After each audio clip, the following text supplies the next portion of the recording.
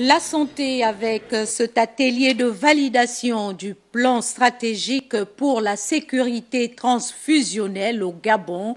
Les experts de ce domaine réfléchissent sur les questions liées à la sécurité transfusionnelle.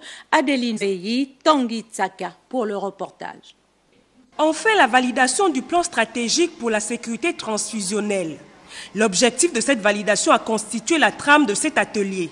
À ce sujet, l'on a toujours observé l'absence des produits sanguins dans les structures sanitaires publiques avec la transfusion qui se fait sans réelle planification par rapport aux besoins immédiats.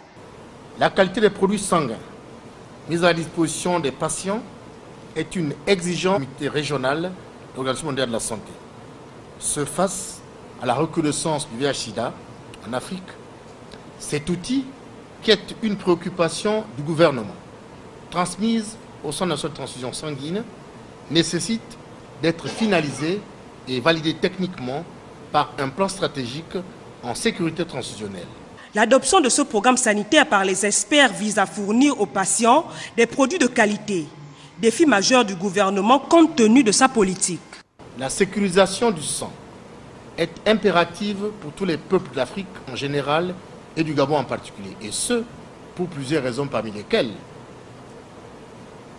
la prévalence élevée des maladies transmissibles par le sang, particulièrement le VIH/SIDA, les hépatites B et C, la syphilis et l'endémicité du paludisme.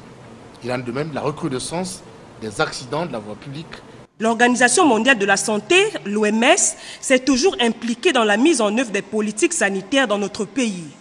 Nous sommes heureux que le pays ait décidé d'élaborer un plan national stratégique pour la transfusion sanguine.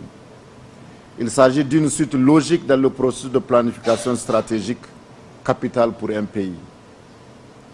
Surtout, ce plan permettra de traduire en intervention les axes stratégiques de la politique nationale de transfusion sanguine. Pendant 3 jours, les experts du ministère de la Santé et ceux des agents du système des Nations Unies vont passer au crible les questions de sécurité transfusionnelle au Gabon.